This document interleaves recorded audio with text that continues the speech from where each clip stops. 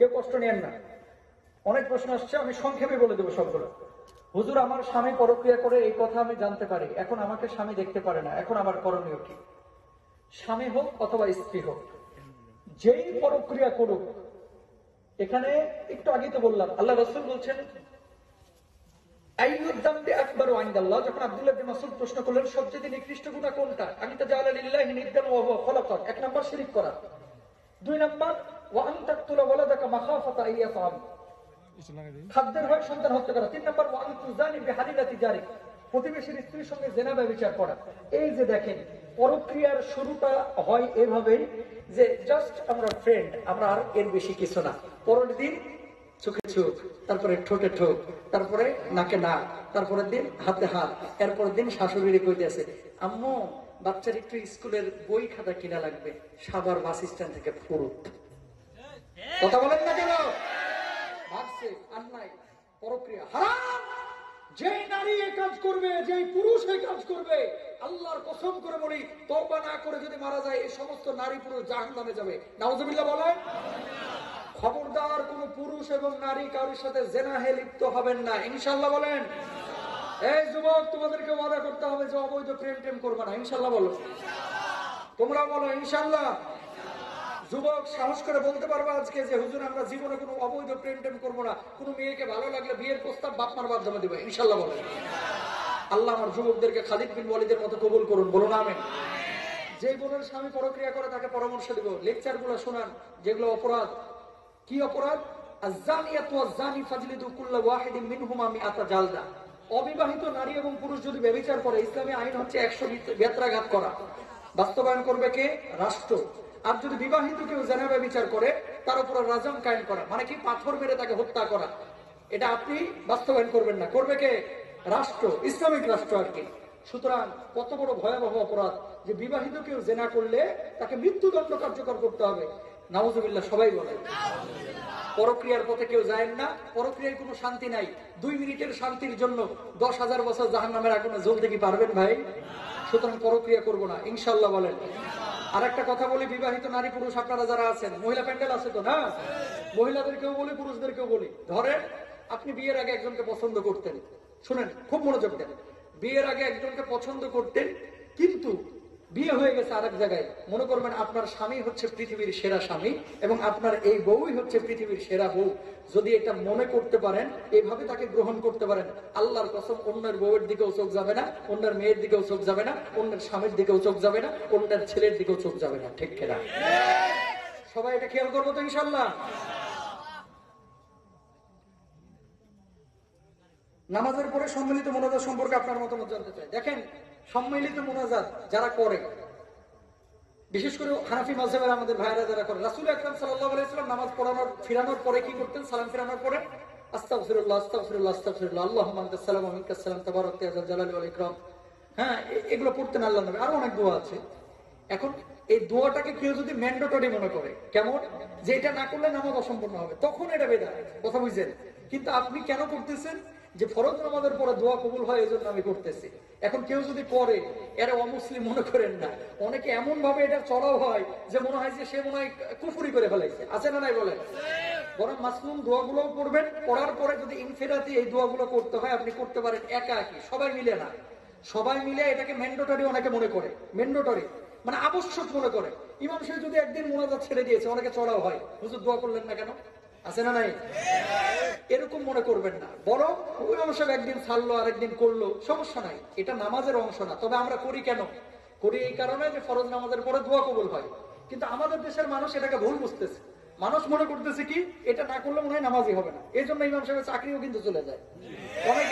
অনেক এলাকায় কিন্তু বাঁশ দিয়ে মারামারিও হয় মসজিদে। এমন গ্রুপিং হয়েছে যে জোরে আমিন বলার কারণে 2 মসজিদ হয়ে গেছে, এখন আর 1 মসজিদ নাই। কথা বলেন না কেন? সামনের কাতারে 5টা সুদখোর বসে রয়েছে, এটা নিয়ে কোনো আলাপ আলোচনা নাই। যেটা জোরে আমিন আস্তে আমিন নিয়ে মারামারি করতেছে, আর দুলা ভাই ঘুষ দিয়ে চাকরি নিছে, আর আপন ভাই ঘুষ দিয়ে চাকরি নিছে, এটা নিয়ে কোনো খবর নাই। খবর কি? জোরে আমিন কেন বললো, এটা নিয়ে মারামারি। খবরদার এগুলো করবেন না। মনে রাখবেন, এগুলো নামাজে করলেই কি আর না করলেই কি, এটার জন্য মুসলমানিত্ব থেকে আপনি বাইর হবেন না। কিন্তু মারামারি করা, মুসলমানদের মধ্যে বিভাজন তৈরি করা, এটা ইসলামী শরিয়ায় জায়েজ নাই। ঠিক কিনা? প্রথম পরিচয় আমি মুসলিম, তারপর অন্য কিছু। শুনেন, ওমানে গেলাম, আফ্রিকায় জানেন আপনারা সম্ভবত, হ্যাঁ আফ্রিকায় একজনের নামাজে কিন্তু হাত বাঁধে না। হাত বাঁধাটা কি সুন্নাহ? জোরে বলেন কি? ওমানে নামাজে হাত বাঁধে না। বাইতুল্লাহ যখন যান অনেকে দেখবেন নামাজে হাত বাঁধে না, কারণ হাত বাঁধা কি সুন্নাহ। তারা আমল করে। একজন সাহাবী বলতেছেন, আমি নবীজিকে রাত্রিবেলায় দেখলাম যে নবীজি নামাজ পড়তেছে হাত না বাঁধিয়া, এই জন্য ওরা এই হাদিসটা গ্রহণ করে এখন হাত বাঁধে না। কিন্তু আমাদের মাযহাব 11টার উপরে হাদিস আছে যে নবীজি হাত বেঁধে নামাজ আদায় করেছেন। হাত কোথায় বেঁধেছেন? এখন কেউ বলতেছে হাত বাঁধেন নাই, আফ্রিকার স্কলাররা, ওমানের স্কলাররা হাত বাঁধেন নাই, সৌদি আরবের স্কলাররা বলতেছেন না হাত বেঁধেছেন, আমাদের স্কলাররা বলছেন কি হাত বেঁধেছেন। কোথায় বেঁধেছেন? কেউ বলছেন এখানে বুকের উপরে, কেউ বলছেন নাভির উপরে, কেউ বলছেন নাভির নিচে, কেউ বলছেন মাঝামাঝি। প্রত্যেকটা হাদিসে আছে। এখন আপনি কি একটাকে জোর করে চাপাই দিতে পারবেন? তাহলে কি যে যেটা করতেছে এটা করতে দেন, যার কাছে যেটা সহি মনে হয়। কিন্তু আমাদের সমস্যাটা হচ্ছে আমি যেটা করি এটা কি জোর করে মসজিদের মধ্যে প্রতিষ্ঠিত করতে চাই। এটা খারাপ, এটা করবেন না, এটা করবেন না। এখানে গুতাগুতি করেন, বাইতুল্লাহ যখন হজ্জে যান তখন তো কালাটা ঠিকই আপনার পাশে হাত ছাড়ে দাঁড়াচ্ছে, তখন কন্যাকে কিরে হাত বাঁধিস না কেন আমার বেটা, হাত বাঁধ, কথা বলেন না কেন? কারণ ওই জায়গায় পারবে না, ওই জায়গায় পারবে, এক তো ভাষা জানে না, দ্বিতীয়ত কি হয় আরব দেশে এটা আইনত অপরাধ। আমি আর সাদিক আজহারি ওমানে গেছিলাম, ওমানে গ্রান্ড মসজিদ যেটা, এখানে হাত বাঁধে না ইমাম সাহেব। তো আমরা একটু নাড়ানাড়ি করতে গেছি ওনারা, যে আপনি দেখি একবারই হাত বাঁধলেন না। তো সাদিক ভাই জিজ্ঞেস করছে যে হাতটা আপনি কেন বাঁধলেন না, কোন হাদিসের আলোকে? যেমনি কথাটা জিজ্ঞেস করছে, কোথেকে আসছো? বাংলাদেশ থেকে। কাম করার লাগে না ঘুরতে? ঘুরতে সরবা না পুলিশ ডাকবো? এক কথায় জবাব। তার মানে কি বুঝাইলো? বেটা হাদিস একাধিক আছে, তোরা তো জানিস এগুলো, আমরা লারিস কেন? যেটা তোর ভাল লাগে, তোর বাঁধতে ভাল লাগে তুই বাদ। কথা বুঝতে পেরেছেন? এগুলো নিয়ে মারামারি করবো না, ইনশাল্লাহ বলেন। নামাজে ওয়াজিব যদি আপনার ছুটে যায়, ফরজ যদি ছুটে যায়, তাহলে কি করবেন? নামাজ আবার পড়বেন। কথা বুঝতে পেরেছেন? আর শাহ সিজদা যদি ওয়াজিবে এলোমেলো হয়ে যায়, তাহলে আপনারা কি করবেন? শাহ সিজদা দেবেন, একদিকে সালাম ফিরে একটা সিজদা দেবেন, তারপরে আবার বৈঠক করে তারপরে আপনি সালাম ফিরাবেন। আর যদি ফরজ ছুটে যায়, এই জন্য এখন কি করতে হবে? আপনার নামাজের আগে ফরজ গুলো জানতে হবে। ফরজ গুলো জানতে হবে যে নামাজের ভিতরে বাইরে ফরজ কয়টা? শরীর পাক, কাপড় পাক, নামাজের জায়গা পাক, সতর ঢাকা, কেবলামুখী হওয়া, অক্তমত নামাজ পড়া, নামাজের নিয়ত করা। দাদাই জানে না, কিন্তু দাদার নাতি ঠিকই মুখস্থ। কোথায়? বক্তব্যে আসে, যে বক্তব্যে শিখায়। আল্লাহ তাআলা বুঝার তৌফিক দান করুক। সব ইখতিলাফি মাসাইল গুলো আপনারা দিয়ে দিচ্ছেন। এগুলো যে সূরা ফাতিহা পড়া, এগুলো তো ইখতিলাফি মাসাইল। সূরা ফাতিহা, লা সালাতা ইল্লা বিফাতিহাতিল কিতাব, সূরা ফাতিহা না পড়লে সে নামাজি হবে না। কথা বুঝছেন? এখন ইমাম সাহেব তো সূরা ফাতিহা পড়তেছে, ইমামের কেরাতে আপনার জন্য যথেষ্ট। দুইটা রায়, মুক্তাদি ইমামের পেছনে সূরা ফাতিহা পড়বে কিনা। এক শ্রেণী স্কলাররা বলতেছে, যেহেতু আল্লাহ রাসূল বলেছেন লা সালাতা ইল্লা বিফাতিহাতিল কিতাব, ইমামের পেছনে যখন আপনি পড়তেছেন তখন ইমামের কেরাত তো আপনার জন্য যথেষ্ট। আল্লাহ রাসূল এটাও বলেছেন, আবার বলছেন সূরা ফাতিহা না পড়লে নামাজ হবে না, এটাও বলেছেন। আবার আল্লাহ তাআলা বলছেন ওয়াইদা কুরিয়াল কুরআনু ফাসতামিউ লাহু, যখন কোরআন পড়া হবে তখন এটাকে শুনো। তাহলে কথা হলো কয়টা? কেরাত পড়লে আল্লাহ বলছে শোনো, নবীজি বলতেছেন ইমামের কেরাতই যথেষ্ট, আবার নবীজি বলছে সূরা ফাতিহা ছাড়া নামাজ নাই। লাগছে নি পেঁয়াজ? এই জন্য হানাফি মাযহাবের চমৎকার একটা রায় আছে। রায়টা কি?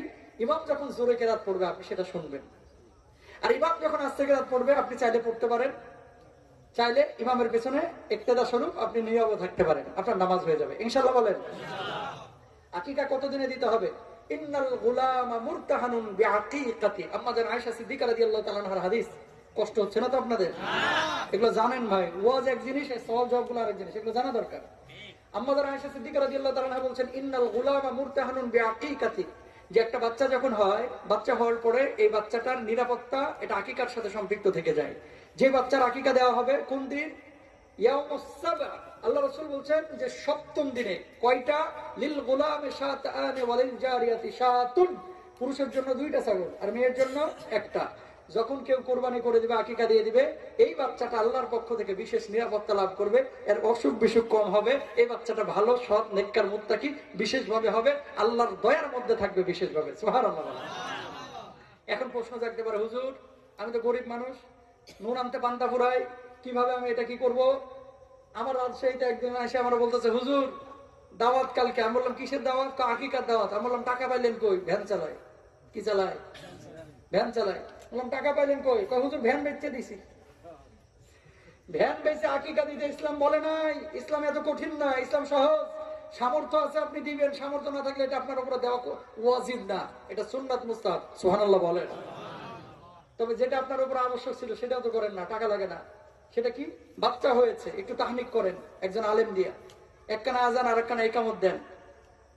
এগুলো করলে আল্লাহ রাসূল সাল্লাল্লাহু আলাইহি ওয়াসাল্লাম খুশি হন, আল্লাহ তাআলা খুশি হন। সুন্দর একটা নাম রাখেন। নাম রাখে কয় হুজুর আধুনিক নাম দিবেন, প্রিন্স, জেমস, লালটু, ফুলটু, জরে না, মেরে না, ছাড়ে না, লড়ে না, চরে না, আছে না নাই বলেন? কে এইসব নাম? কে? আজকে একজন জিজ্ঞেস করছে, হুজুর প্রথম মেয়ের বাবা হইলাম, ফিলিংসটাই অন্যরকম। ফিলিংসটাই, প্রথম কন্যার বাপ হইলাম। হুজুর কেমন কেমন যেন লাগতেছে। আমাকে কেমন লাগতেছে? কেমন যেন লাগতেছে, বুঝেন নাই? মানে খুশির ভাষাটা প্রকাশ করতে পারতেছে না। হুজুর আপনার কাছেই নামটা রাখবো, যেটা আপনি বলবেন সেটাই রাখবেন। তাই বললো উনি, যেটা আপনি রাখবেন সেটাই রাখবো। আমি নাম দিলাম মারিয়াম, আমাতুল্লাহ, নাম দিলাম খাদিজা, নাম দিলাম ফাতেমা। হুজুর এগুলো তো দাদি চাষিদের নাম। কথা বুঝছেন নি? মানে কি আধুনিক নাম খুঁজে। আধুনিক কি? ওই যে প্রিন্স, জেমস, অমুক তমুক, আছে না, ডেভিড, আব্রাহাম, আছে না নাই? এগুলো না, সুন্দর নাম রাখবেন, সেটা পুরন হোক আর নতুন হোক, ইনশাআল্লাহ বলেন। বিয়েতে কি উকিল দেওয়া যাবে? এটা বাংলাদেশে একটা ভ্রান্ত প্রথা। বাপ হচ্ছে একটা, যেটা আপনার জন্মদাতা বাপ। আমার উকিল আব্বা, অথচ উকিল আব্বা পাড়াতে উকিল আব্বা, বুঝেন নাই? এর সামনে পর্দা ফরজ, আর যাচ্ছে ওই চাচার সামনে উন্মুক্ত ভাবে চলে যাচ্ছে, মুখ খুলে। হারাম। উকিল বাবা বলতে ইসলামী শরিয়ায় কিছু নাই। বাবা কয়টা? একটা, আসল বাবা। হ্যাঁ, বিয়েতে শর্ত কি? ইজাব এবং কবুল। একজনের পক্ষ থেকে প্রস্তাব, আর একজনের পক্ষ থেকে কি? কবুল। কে করবে? কাজী সাহেবরে ডেকে নিয়ে আসেন, ইমাম সাহেবরে ডেকে নিয়ে আসেন, সাক্ষী লাগবে 2 জন, আর মেয়ের বাপ থাকবে, ছেলের বাপ থাকবে। ছেলে এবং মেয়ে না থাকলেও বিয়ে হয়ে যাবে, আলহামদুলিল্লাহ বলেন। কিন্তু এটা না করে কত ধরনের যে ফর্মালিটি। ইসলাম বলল লা মাহরা দুন আশারা দারাহিম, 10 দিরহামের নিচে কোনো মোহরানা নাই। আল্লাহর নবী আম্মাজান ফাতিমাতুজ জাহরা রাদিয়াল্লাহু তাআলা আনহা, খাদিজাতুল কুবরা রাদিয়াল্লাহু তাআলা আনহা 500 দিরহাম মোহরানা নির্ধারণ করেছিলেন। বাংলা টাকায় কত? এটা উঠানামা করে আর কি দামটা, যদি 3300 টাকা ধরেন এভারেজে, বাংলা টাকায় 500 দিরহাম ইকুয়াল করলে 1,56,000 অথবা 1,66,000 থেকে 1,80,000 টাকা, এভাবে ওঠানামা করে দরকার। এই মোহরে অনেকে যদি বিয়ে করতে যায়, বিয়ে ভেঙে যাবে, 1.5 লাখ টাকা দিতেছে, এটা কোনো টাকা? তো মেয়ের বাপ কি করে? জানে যে ঢাকায় বেতন পায় 22,000 টাকা, তারপরে 10 লাখ চাপায় দেয়। কানে কানে বলবেন, কাকা ও তো কিয়ামত পর্যন্ত হায়াত পাইলেও তো টাকাটা শোধ করবে না। প্রথমে আটকায় দিলাম, যেন ছাড়া যাইতে না পারে। ঠিক কিনা বলেন? যেন ছাড়া যাইতে না পারে। হারাম, এগুলো করবেন না। বরং ছেলের ইনকাম সোর্সের উপরে ভিত্তি করে যতটুকু তার সাধ্য আছে ততটুকু দিবেন, ইনশাআল্লাহ বলেন। এরকম করেন না, বিয়ের মধ্যে বারাকাত নষ্ট হয়ে যাবে। আল্লাহ তাআলা বুঝার তৌফিক দান করুন। প্রাপ্তবয়স্ক হলে বাড়িতে বিয়ের কথা বললে বাড়ি থেকে বলে আগে নিজের পায়ে দাঁড়া, এতে করণীয় কি? আগে নিজের পায়ে দাঁড়া। কে আপনি কি আপনার আব্বার পায়ে দাঁড়ায় আছেন? কথা বলে না। বিয়ে করনি কে? একজন দাঁড়াও তো, যে হুজুর আমি বিয়ে করি নাই, সাহস করে পারবানি একজন দাঁড়াইতে? ওমা, ওরে ভাই কেউ দাঁড়ায় না ভাই, মাশাআল্লাহ, লিল্লাহি তাকবীর। আপনি কার পায়ে দাঁড়ানো বলেন তো? হ্যাঁ, নিজের পায়ে। বসেন। এরকম যতগুলো অবিবাহিত আছে সবগুলো দাঁড়াইতে বললে বলবে যে হুজুর নিজের পায়ে দাঁড়াচ্ছি। ঠিক কিনা? বাপের পায়ে দাঁড়া নাই, মায়ের পায়ে দাঁড়া নাই। এর মানে হচ্ছে যে আগে টাকা পয়সা কামা, তারপরে বিয়েটা কর। কিন্তু আমার এখানে একটা কথা আছে, বিয়েটা টাকা পয়সার সাথে সম্পৃক্ত না। হ্যাঁ, পারিবারিক সামাজিক নিরাপত্তার জন্য, বউয়ের ভরণ পোষণের জন্য টাকা পয়সার দরকার আছে। কিন্তু আমাদের সমাজ এখন কি করে? শুধু টাকা পয়সা বা বেতন থাকলেই হবে না, ব্যাংক ব্যালেন্স 30 লাখ জমছে কিনা, বাড়ি বা ফ্ল্যাটের মালিক হয়েছে কিনা, এরকম দেখতে দেখতে দেখতে দেখতে দেখতে দেখতে ক্যারিয়ার গড়তে গড়তে গড়তে গড়তে ছেলের বয়স হয়ে গেছে 36 আর মেয়ের বয়স হয়ে গেছে 35। বিয়ে করছে, এখন দুইটারে কাউরে সহ্য করতে পারে না, খালি ঘ্যানর ঘ্যানর ঘ্যানর ঘ্যানর গান চলতে থাকে। ঠিক কিনা বলেন? যেই সময় আম সেই সময় খাইতে হবে মিয়া, কথা বুঝেন নাই? জ্যৈষ্ঠ মাসে আমের যে স্বাদ, আষাঢ় মাসে কি ওই স্বাদ আছে? এখন ওই আমকে ফ্রিজে ঢুকা রেখে দিয়েছেন, হুজুর শীতকালে খামু, ওই আমরে পাথর দিয়ে পিডিয়া খায় মজা পাওয়া যাবে না, ঠিক কিনা বলেন? বিয়ের বয়স আল্লাহ বললো যে এত বছর পরে বিয়েটা করো, 18 বছর হয়ে গেল, 22 বছর হয়ে গেল, প্রাপ্তবয়স্ক হয়ে গেল, তারপরে বিয়েটা করো। নিজের পায়ে দাঁড়াইতে দাঁড়াইতে এমন সময় বিয়ে করতেছে, দাঁড়াইছে নিজের পায়ে কিন্তু জায়গাটা আবার পঙ্গু হয়ে গেছে, ঠিক কিনা বলেন? তো লাভটা হইলোটা কি? আস্তাগফিরুল্লাহ, আল্লাহ হেদায়েত দান করুক, আমিন বলেন। প্রিয় ভাইরা আমার, এই কথা বলার উদ্দেশ্য হচ্ছে বিয়েটা ক্যারিয়ারের সাথে সম্পৃক্ত না, বিয়ে হচ্ছে শারীরিক সম্পর্ক, শরীরের সাথে সম্পৃক্ত, ফিজিক্যাল একটা বিষয়ের সাথে সম্পৃক্ত, ঠিক কিনা? বিয়ে করবেন, আল্লাহ ভরপুর বারাকা দিবে ইনশাআল্লাহ বলেন। আর ম্যাক্সিমাম এই যে 35-36 বছর, আমাদের কাছে তো পানি পড়ার লেগে মানুষ আসে, কথা বুঝেন না? মানুষ মনে করে ফু দিলে বাচ্চা হয়, আমরা এটার পক্ষপাতী না, কিন্তু তারপরে মানুষ আসে কেন? বিয়ে করছে 36 বছরে, তো আপনার তো ডাক্তারই বলতেছে যে এই সময় বাচ্চা পেটে নিয়ে আসা এটা রিস্কি আপনার জন্য, ডাক্তারও বলে, তারপরে আপনি বিয়ে শাদী এত দেরিতে করেন কেন? এর জন্য দেরিতে বিয়ে শাদী না, চেষ্টা করবেন সামর্থ্যবান হইলে, সংসার চালাইতে পারবেন এরকম হলে বিয়ে করে ফেলবেন, আল্লাহ তৌফিক দান করুক, আমিন বলেন। আর বাপদেরকে বলি, মুরব্বী যদিও এখানে কম আছেন, আপনাদেরকে বলি প্লিজ, সন্তান সন্ততি যদি গুনাহের মধ্যে লিপ্ত হয়ে যায় এই আপনাদের বিয়ে না দেওয়ার কারণে, ও জরিনা মেরিনা সারেনা লরেনা যত মহিলার সাথে ফিটিং দিবে সব গুনাহের ভার আপনার উপরও আসবে। শুধু একা একা মনে করেন না যে ছেলে দায়ী থাকবে, আল্লাহ বুঝদান করুক, আমিন বলেন।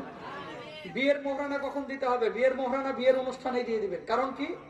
মেয়ের বিশেষ স্থানের উপরে আপনার মালিকানা সাবেত হয় মোহরানার উপর ভিত্তি করে। মোহরানা দিলে বিশেষ মালিকানা তার বিশেষ অঙ্গের উপরে আপনার সাবেত হয়। আর যদি মোহরানা না দেন, অনেক সময় কি হয়, বাসর রাতে ঢুকাই বলে, এই কি জরিনা, ও সোনা তোমার টাকা তো আমারই টাকা, এই টাকাটা আমার একটু ছাড় দেও না সোনা, তোমার আমি 2 বছরের মধ্যে শোধ করে দেব। তখন ও তো খুশিতে তখন বাকবাকন থাকে, না সোনা টাকা লাগবে না, কথা বুঝেন নাই? পাওটা ধরে মাফ চাই, তাহলে মাফ করে দাও সোনা, যা মাফ করে দিলাম। কারণ ওই সময় আবেগ থাকে, ইমোশন থাকে। 3 দিন পরে ঠুকাঠুকি, কয় তোরে বিয়ে করে পাইলাম নাকি, ঠিক কিনা? এরকম কৌশল অবলম্বন করবেন না। যারা বিয়ে করেন এবং মোহরানা এরকম কৌশল এড়িয়ে যান, আল্লাহ তাআলা তাদের উপরে খুশি হন না, বরং ওই স্ত্রী ব্যবহার করা তার জন্য নিষিদ্ধ হয়ে যায়। নাউজুবিল্লাহ বলেন। এই জন্য মোহরানা অল্প হোক কিন্তু নগদে দিয়ে দিবেন ইনশাআল্লাহ বলেন।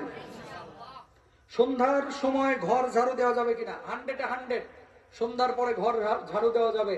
অনেকে বলে যে সন্ধ্যার পরে আয়নায় মুখ দেখা যাবে না, অনেকে বলে যে সন্ধ্যার পরে ঘরের সামনে দিয়ে বিড়াল দৌড় মারলে ঘরে অলক্ষণে কুলক্ষণে আসতেছে। নাউজুবিল্লাহ বলেন। সন্ধ্যার পরে ঋণে টাকা দিতে নাই, সকালবেলায় ডিম খেয়ে পরীক্ষা দিতে যাইস না, আন্ডা পাবি, কথা বলেন, আছে না নাই? এরকম বলে। ঝাড়ের বাস কাটতে নাই সোমবারে, এরকম বলে। নাউজুবিল্লাহ বলেন। বিশ্বাস করবেন না, কাউয়া ডাকতেছে উপর দিয়ে, কয় ঘরে মেহমান আসবে। নাউজুবিল্লাহ বলেন। কুসংস্কার, এগুলো বিশ্বাস করা যাবে না, এগুলো হারাম। যারা বিশ্বাস করবে এরা কবিরা গুনাহ করবে। নাউজুবিল্লাহ বলেন। ওয়াল কদরি খায়রিহি ওয়া শাররিহি মিনাল্লাহি তাআলা, ভালো এবং মন্দ সবকিছু কার পক্ষ থেকে? খালি গায়ে ওযু করলে ওযু হবে কিনা? খালি গায়ে ওযু করলে ওযু হয়ে যাবে, তবে এখানে একটা ভুল জিনিস আছে, আমাদের বিষয় আছে। অনেকে দেখবেন হাঁটুর উপরে কাপড় উঠে গেলে বলে যে ওযু কর। হাঁটুর উপরে কাপড় উঠলে ওযু ভাঙে না। ওযু ভাঙার জন্য শর্ত হচ্ছে আপনার মাখরাজ। মাখরাজ মানে নিতম্ব। নিতম্ব মানে কি? প্রসাব পায়খানার রাস্তা দিয়ে কোনো কিছু বাইরে হইতে হবে, কথা বুঝতে পারছেন? ওযু ভাঙার এটা একটা মৌলিক মানে মূলনীতি। তো এখন কথা হচ্ছে আপনার হাঁটুর উপরে কাপড় উঠে গেছে অথবা খালি গায়ে আছেন, এগুলো হচ্ছে অনুত্তম কাজ, কিন্তু ওযু হবে না বিষয়টা এরকম না। এটা পছন্দ করেন না আল্লাহ রাসূল সাল্লাল্লাহু আলাইহি ওয়াসাল্লাম, কিন্তু ওযু হয়ে যাবে। অনেকে খালি গায়ে আপনারা থাকেন, এই খালি গায়ে থাকবেন না। মনে রাখবেন, নাভির নিচ থেকে হাঁটু পর্যন্ত এটা হচ্ছে কি? সতরের অন্তর্ভুক্ত। আল্লাহ বুঝদান করুক, আমিন বলেন। একজন মেয়ে তার ফ্যামিলির জন্য কতটুকু করা উচিত, মেয়ে ফ্যামিলির জন্য কতটুকু করবে। মেয়ে যখন বাবার বাড়ি থেকে স্বামীর বাড়ি চলে যাচ্ছে, তখন স্বামীর অভিভাবকত্ব মেয়ে গ্রহণ করবে। বাবার বাড়িতে থাকলে মেয়ে বাবার অভিভাবকত্ব গ্রহণ করবে। একটা জিনিস ভুল কনসেপ্ট আছে আমাদের বাংলাদেশে। কোন বউ যদি চাকরি করে, বউয়ের ইনকামের উপরে স্বামী হাত দেয়, আমার বাড়িতে আসিস, আমার দেবি না, এরকম আছে না নাই? ইসলাম বলছে বউ যদি চাকরি করতেই হয়, যদি কেউ করে, যদি টাকা পয়সা তার আসে, এই টাকার মালিক সে, তবে ইসলাম এটাকে নিরুৎসাহিত করে। মেয়েরা চাকরি বাকরি না করা, এটা ইসলাম কি করে? উৎসাহিত করে। মেয়েরা চাকরি বাকরি করে যদি টাকা পয়সা ইনকাম করে, এই টাকাটার পূর্ণ স্বাধীনতা ইসলাম মেয়েকে দিয়েছে। ও এখন আর বাপের বাড়ি দিবে না, খালার বাড়ি দিবে না, ফকির মিসকিনকে দিবে না, হাজবেন্ডকে দিবে, এই স্বাধীনতা ইসলাম ওই মেয়েকে দিয়েছে। সুতরাং মেয়ে যখন বাবার বাড়িতে থাকবে অবশ্যই সহযোগিতা করবেন, আর স্বামীর বাড়িতে যখন থাকবেন অবশ্যই সহযোগিতা করবেন। তবে স্বামীর অর্থ থেকে যদি সহযোগিতা করেন, স্বামীর পারমিশনটা একটু নিয়ে নেন। আর স্বামী যদি এমন অর্থ আপনাকে দেয় যে এটার মালিক তুমি, তাহলে সেই টাকা থেকে আপনি আপনার বাপ মাকে সহযোগিতা করতে পারবেন ইনশাল্লাহ। মেয়েদের সিজার নিয়ে কিছু বলেন। আমার স্বামী আর শাশুড়ি বলেছেন সিজার যাদের হয় তারা নাকি জাহান্নামে যাবে। আমার সিজার হয়েছে। শাশুড়ি আবার বড় মুফতি হয়ে গেছে আর কি। কথা বলেন না কেন? আমি সিজারের পক্ষে না, তবে হ্যাঁ, ডাক্তার যদি বলে যে তার কন্ডিশন খুবই খারাপ, সিজার না করলে মারা যাবে, সিজার করতে ইসলামে নিষেধাজ্ঞা নাই। তবে হ্যাঁ, এখনকার ডাক্তারদের কাছে গেলেই ভাই নাড়ি উল্টায় গেছে, মাথা উল্টায় গেছে, পেট পেঁচায় গেছে। কথা বলেন না কেন?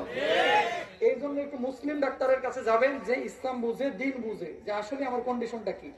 কন্ডিশন যদি বলে যে সত্যি আশঙ্কাজনক, অবশ্যই আপনি সিজার করবেন। আচ্ছা, রোহিঙ্গা ক্যাম্পে যে হাজার হাজার বাচ্চা কাচ্চা হয়, কয়টার সিজার লাগে?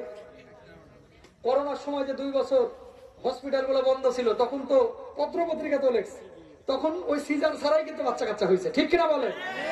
গ্রাম অঞ্চলে যা দেখেন কয়টা সিজার লাগে। আর শহরে কি, পেটটার এখানটা একটু চিন চিন করছে, 8.5 মাসে গেছে, ও কাইটা ফাড়িয়া বাইর করে ফেলাইছে। কথা বলেন না কেন? এরকম যাতে করে না হয়। এটাতে করে কি হয়, আমার মা বোনেরা পঙ্গু হয়ে যাচ্ছে, দিন দিন অসুস্থ হয়ে যাচ্ছে। এটা করবেন না। বুঝে শুনে কোনো ডাক্তার যদি এই কাজ করে, আমার ডাক্তারদের প্রতি ভালো ধারণা আছে, তারপরে কোনো ক্লিনিক যদি এরকম বাণিজ্যকরণ করে, আল্লাহর আদালতে ওই ক্লিনিককে দাঁড়াইতে হবে। ঠিক কিনা? গরুর সিজার লাগে না, কুকুরের সিজার লাগে না, বানরের সিজার লাগে না, বাঘের, সিংহের কারো সিজার লাগে না, মাছেরও সিজার লাগে না, যদিও ডিম থেকে বাইর হয়, কারো সিজার লাগে না। হাজার হাজার লাখ লাখ ডিম বাইর করতেছে সিজার ছাড়া, আর আমগো মানুষ একটা বাচ্চা বাইর করতে 3 বার সিজার করে ফেলাইতেছে। ঠিক কিনা বলেন? আগে তো সিজার ছিল না, বাচ্চা হয়েছে না। আমি সিজারের বিপক্ষে না, আশঙ্কাজনক হলে সিজার করবেন। না হলে এই শাশুড়ি যে কথা বলেছে যে সিজার করবে সে জাহান্নামে যাবে, যে সিজার করবে জাহান্নামে যাবে, আসলে কথাটা ঠিক না। যদি আশঙ্কাজনক হয় ডাক্তার বলে সিজার করতে পারে। আর মাত্র 3-4টা আছে, বলে দিই ভাই। সোনা ও রূপা পানিতে ভিজিয়ে বাসায় ছিটালে বাসা কি পবিত্র হয়? নাউজুবিল্লাহ বলেন না। উত্তরবঙ্গে এবং ভারতের মুর্শিদাবাদে আমি মাহফিলে যাই, এই যে মালদা, ওইদিকে জঙ্গি, তারপর ফারাক্কা, ওইদিকের মাহফিল গুলো কি করে জানেন? ওই যে গোবর আছে না, এবং বাংলাদেশের উত্তরাঞ্চলে রাজশাহী, রংপুরের দিকে পাবেন, গরুর গোবর এইভাবে গুলাইয়া এটা এই নেকড়ার মধ্যে, চেনার মধ্যে নিয়ে তারপরে এটা দেয়ালে লেপে। এটা হিন্দুয়ান একটা কালচার। কথা বুঝতে পেরেছেন?